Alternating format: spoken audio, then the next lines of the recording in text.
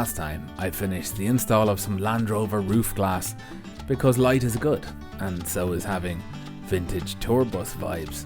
Then I fitted a salvage engineered floor to make the inside walkie parts durable, and to take some adaptable airline track style seats.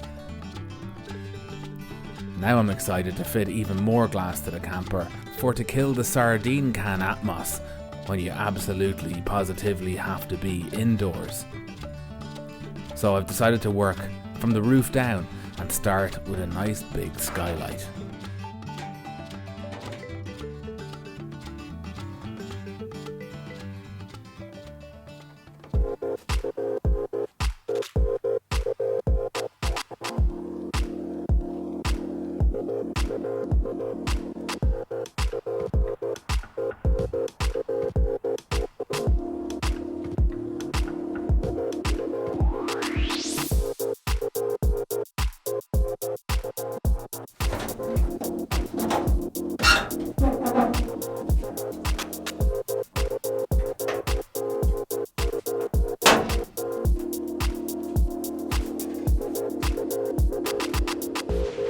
I deliberately left the hole in the roof just a little bit small so that I could hammer a lip into the edge and upward, so that any water that might get by the outer seal of the skylight frame would find it difficult to get up and over and into the camper.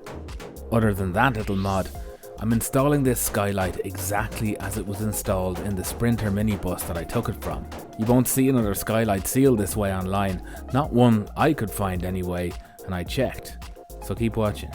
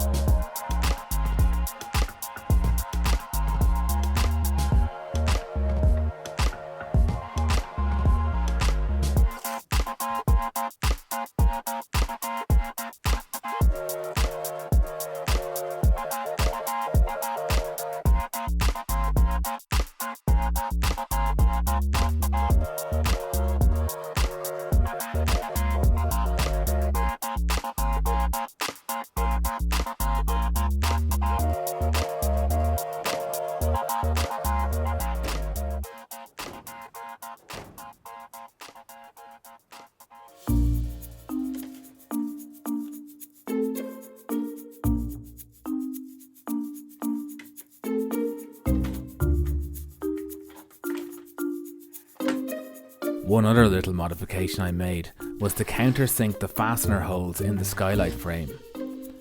In its original fitment, it had just been screwed down with self-tappers, mild steel ones at that, which had caused a little galvanic oxidation in the aluminium of the frame and had rusted out pretty badly themselves.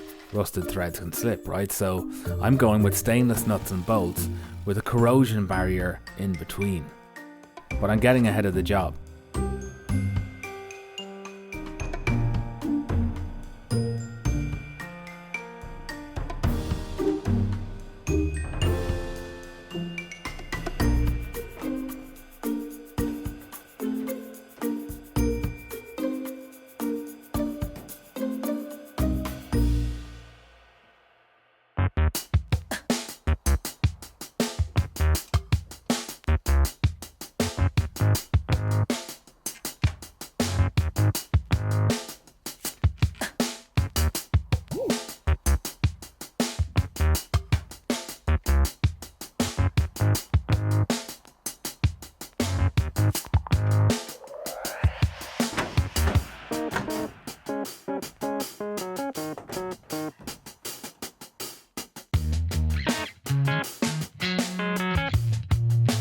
So these are the anti-corrosion barriers for between the stainless bolts and the frame of the aluminium skylight. I used a big cookie cutter and a small cookie cutter to punch through some old car tyre tube in the vise.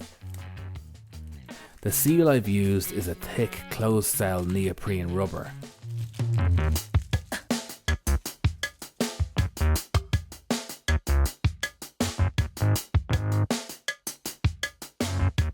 It's so dense that it's difficult to even squeeze between finger and thumb, and it has a fibre reinforced adhesive backing to one side.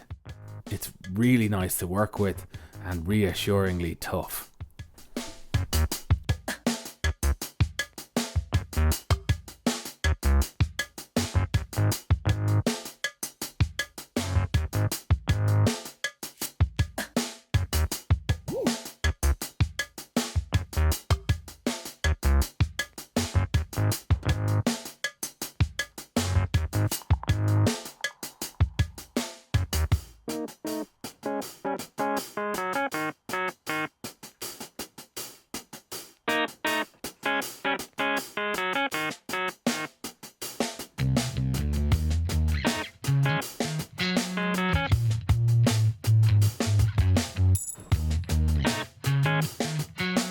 I've welded caps with captive nuts into the open ends of the roof rib that was cut to make room for the skylight. But the whole roof flexes, more than I'd like when the skylight is open or closed. So a little more reinforcement will go in here before all's said and done.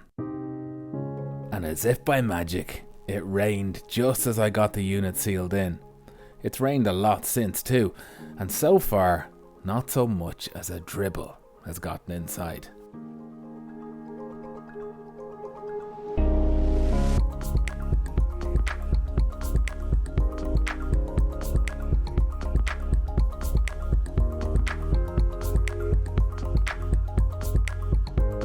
Seeing as it was raining, I slid sideways into another part of the build that I could do inside. The way I see it is, if you want to make it quieter in the cab when on the move, and easier to heat wherever you are in your van, the easiest, cheapest and most weight efficient way of doing it is to compartmentalize.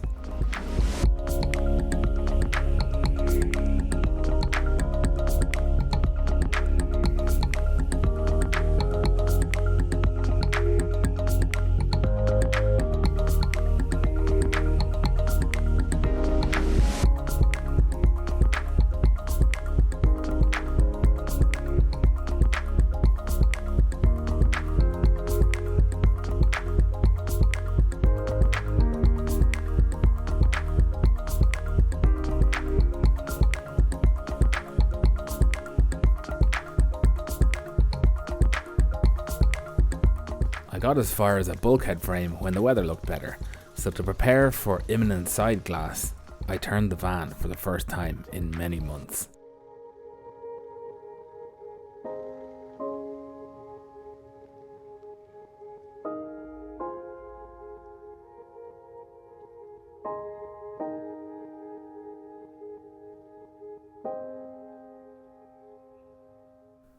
Yeah, I should have left it be. Underneath the cobwebs and fragments of airborne leaves, I found a few blemishes.